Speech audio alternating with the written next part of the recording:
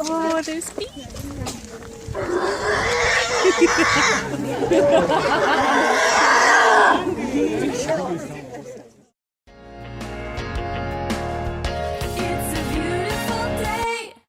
Hey guys, welcome to today's vlog. I hope you're having an amazing day wherever in the world you are today. Coming to you from sort of overcast Kampala today. It's entering rainy season, so it's been raining a little bit, but there's still little patches of blue, so it's cool. So in today's vlog, we're taking a little trip back to Nairobi when we went to visit the Sheldrick Wildlife Trust. Now at this trust, it's an amazing thing that they do.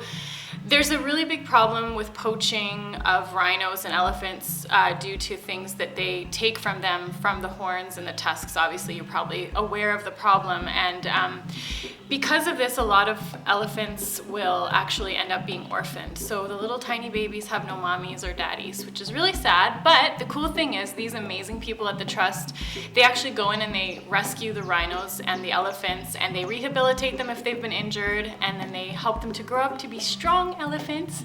And it was amazing for me to go. It was like a bucket list item. I'm so excited that we actually got to do the trip. Also, I'll link to the website for the trust. So if you want to, you can actually adopt an elephant or a rhino and help it for 1 year. I think it's like $50 US. It's really not that expensive. And you can help them get the care and nurture they need to become strong elephants and rhinos. Anyway, I hope you enjoy the video. So Nat, you here to see the elephants? Yes, the babies. I think the babies. This is the David Sheldrick Wildlife Trust. It's just near Nairobi National Park.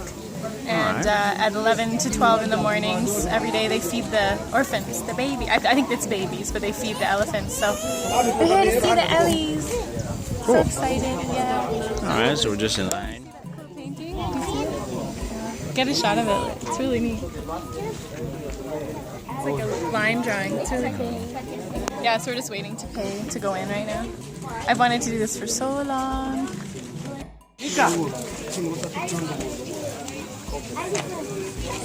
Everyone's here to see the Ellies. I got some school kids here today. Oh, hopefully I can get it.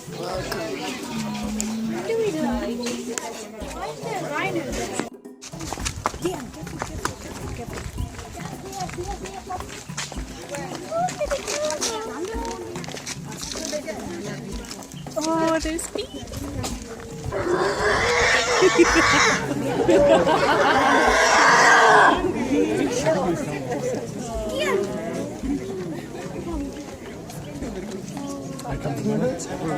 Pretty, look elephant.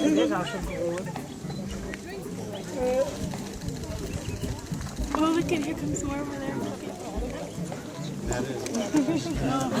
They know what time it is. Oh, they do know what time it is. How awesome. Oh, they're so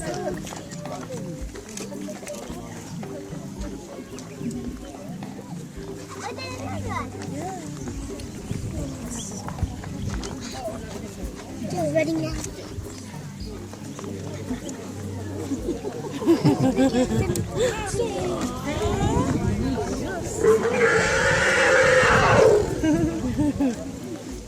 They have a lot of balls, right? There's a lot of balls.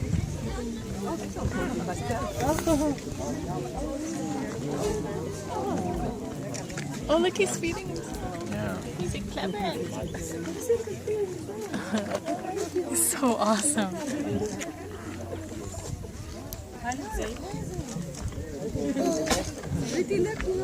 Amazing.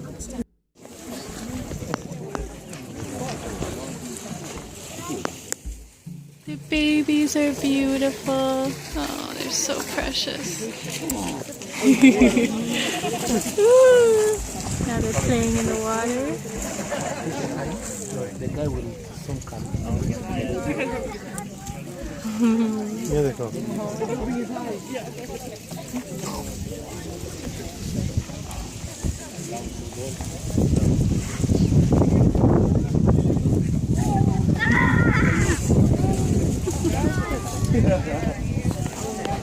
This one's having fun in the water.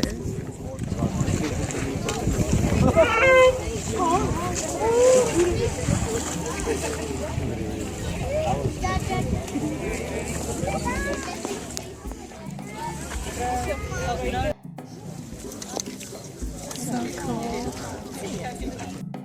it. And if you maintain silence, the elephants will be able to come very close to where you are, which means you will have the privilege to touch and play with them. While playing with them, and make sure that you do it silently so that you don't interrupt with the others who are very close to you and are interested in listening to their stories. If the elephants are very close to the line where you are allowed to touch and take some photos while touching them. And make sure that you don't put your hands in their mouth. This is because all the elephants have got teeth. So if you put your hands in the mouth and something happens, please, we shall not be held responsible. We also advise to make sure that you keep standing up if the elephants are very close to the line where you are. If you squat down or sit down, some of the elephants see you as a toy to play with. So they might want to come and push and kick as they do with the soccer ball. But if you keep standing up, they will give you a lot of respect. And if you've got a mobile phone on you, you're advised to use it only for taking photos and not for communication. Because communicating on your phone will be making noise for everyone else. And smoking is not allowed within the zone. And so the David Sheldrick Wildlife Trust is a project that was started officially back in the year 1977 after the death of David Sheldrick. And David Sheldrick was the founder and the senior warden of the Live Sava National Park. And after his death, this project was started under the management of Dr. David Sheldrick. And right now, it is under the management of Dr. David Sheldrick and her daughter, Angela Sheldrick. So this project is taking care of orphan baby elephants and orphan baby rhinos, and later on, reintroducing them back into the world. This means all the babies that you're going to see here today are orphans, have been rescued from different parts of the country, and they all have different reasons for being orphans. Some of them, we know exactly what caused them to be left orphans, and that is why we rescued them. Others, we're really not very sure. But since they were left all alone, were found all alone without the mother and without the rest of the family members to provide protection, that is why we had to come in and help rescue them. This is because a young elephant will need the mother's milk for the first 2 years minimum. If they happen to lose the mother's milk below 2, they will not survive.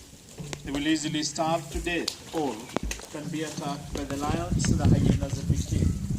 And so that is the reason for why we rescue all those that are found when they are 2 years and below, so that we can unraise them here in the nursery for approximately 3 years. And any time after the age of 3, we will start to reintroduce the elephants back into the world. And we necessarily don't take them where we found them, but we always reintroduce them to Tsavo East, the national park, and Green Forest. And so we've got 3 stations based with our keepers who will lead the elephants to the park every day, setting them free so that they can interact with different groups of wild elephants and communicate and make friends. Late in the evening, all our orphans will be directed at our base where they'll all spend the night.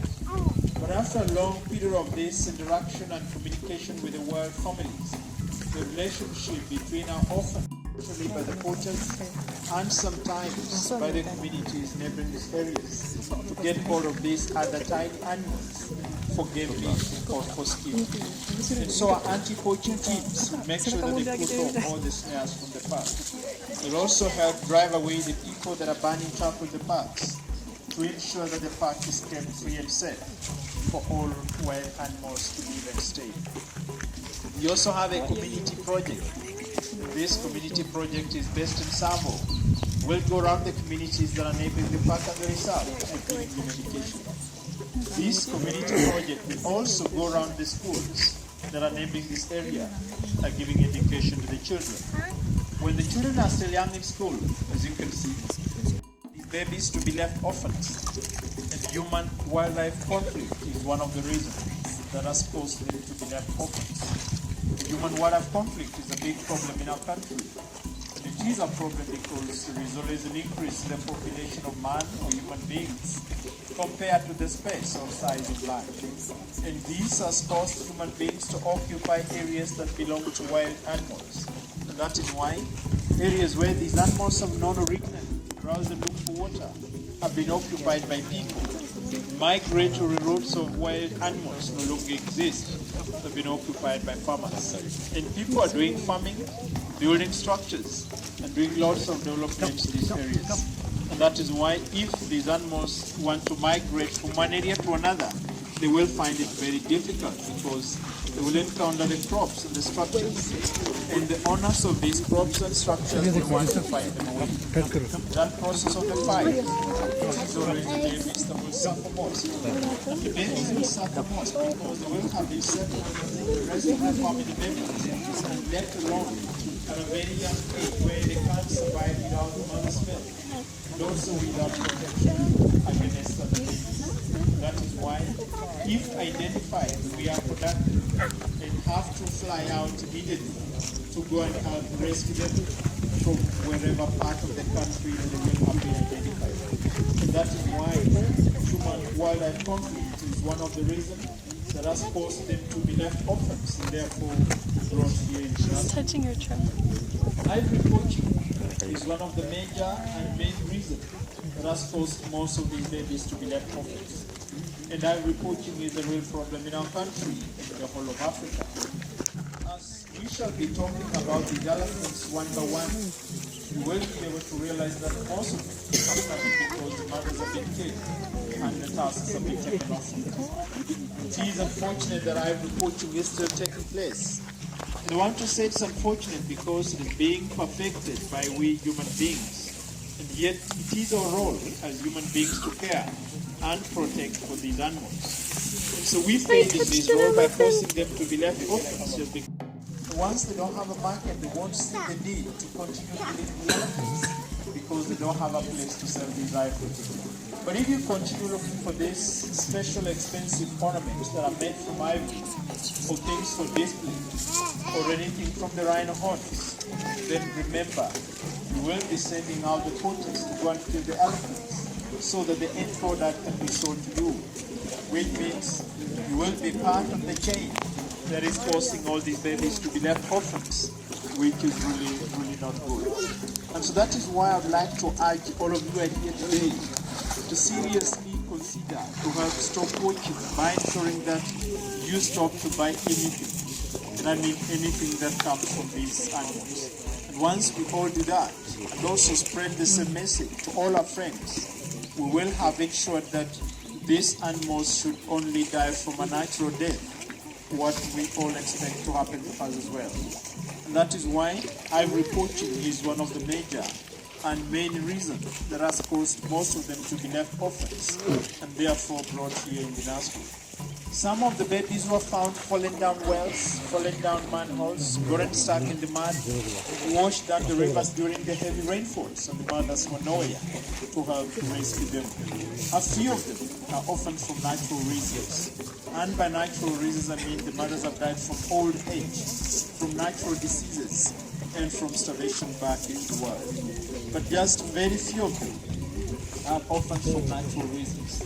Majority of them, the reasons for being orphans are human-related in one way or the other. And that is why it is important that as human beings, we have to come in and make sure that we give them a second chance to survive back into the world. Otherwise, without them being identified and being rescued, it means all that you can see now would have died. Which means the population of elephants and latest arrivals will go to nursery. An elephant by the name of Joto, who is approximately 18 months old. An elephant by the name of Loitas, who is 5 months. Tamioi, who is 5 months. Kirio, who is about a year old. And Gala, who is slightly above a year old. Those 5 are still young and weak, so they still need special attention.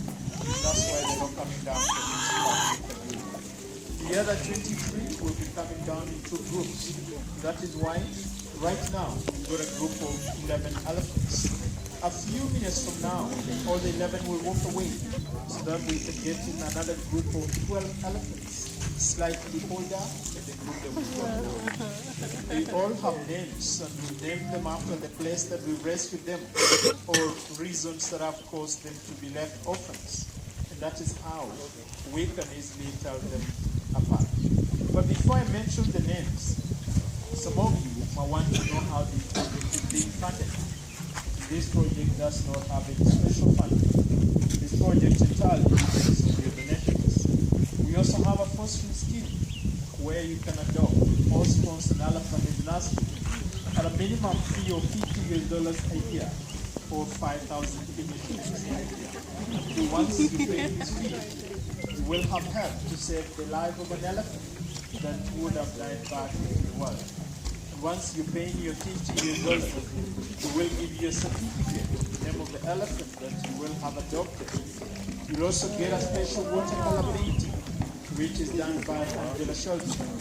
You'll also get a picture and profile of your elephant, including our newsletter. Then you fill in a form, giving us your details, plus your email address, so that every month we update you online and let you know how your elephant is doing, plus all the measures we've got in the nursery. If you adopt an elephant in the nursery, you only get $50 a year. We also update you the keeper's diary, which is written every day by the keepers, telling different stories from different orphans. And all that will be brought to you on a monthly basis online. We also allow you to come in the evening at 5 and see your baby go to bed without further payments, but with an appointment. We insist, if you need to come at 5, you need to make an appointment because we don't allow the whole public to come in. We only take a smaller group per evening. One must have already adopted or must be coming to adopt that evening. We insist on a smaller group so that you have a better time to go to bed, and also for the betterment of the elephants. We also allow you to go down to Savo to see our big orphans. Our big orphans in Savo are not open to the public. Strictly to those that have them. Normally joints will take long to heal. That is why he just needs more time before he goes back into the world. Right behind him, behind Mashoti, is space for another group of 12 elephants to join us anytime now. Before the next group comes in, if there are any questions from any direction, you are free to ask. Just raise up your hand and shout your question if there is any.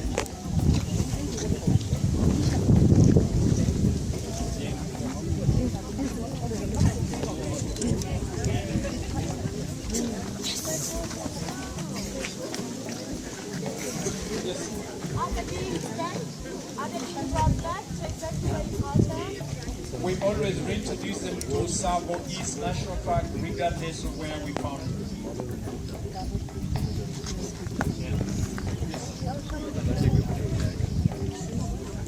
The heart there accept them but not immediately, and that's why I say it takes a minimum of 5 years before they fully get accepted.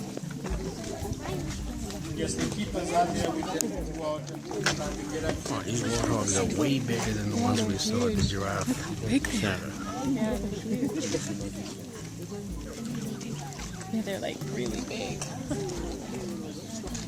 It's like a big a little baby one.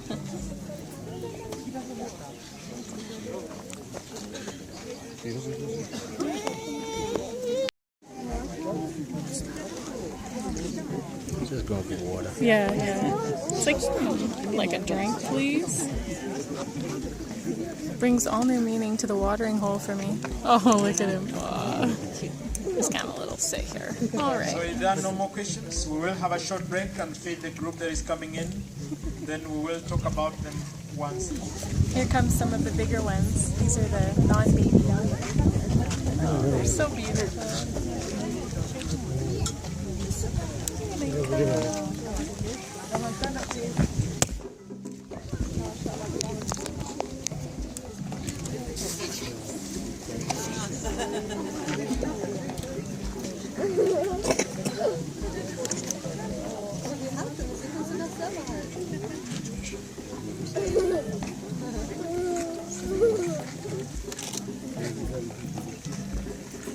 Mama, come to win multiple.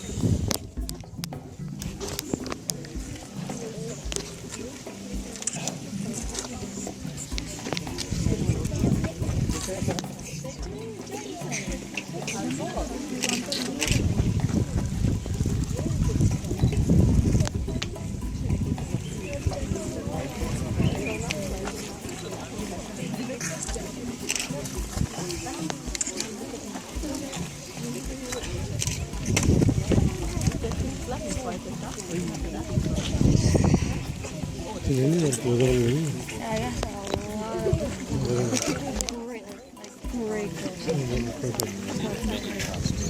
I know, I see them. I'll show you in the car. Little baby nubby tusks.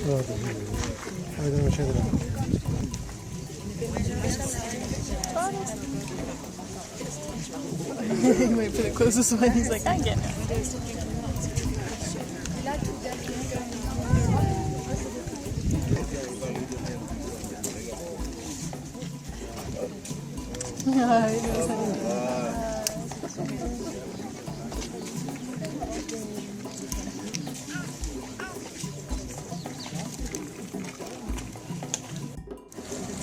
Look at them, so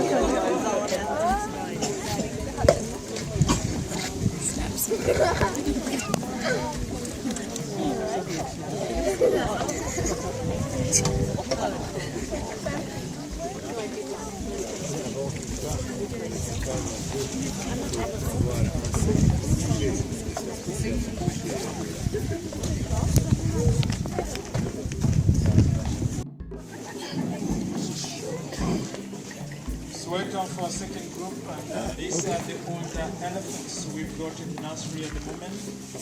The oldest elephant here is approximately 3.5 years old. The youngest we've got in this group is approximately 2 years old. I will start with the elephant on my right. His name is Sokote.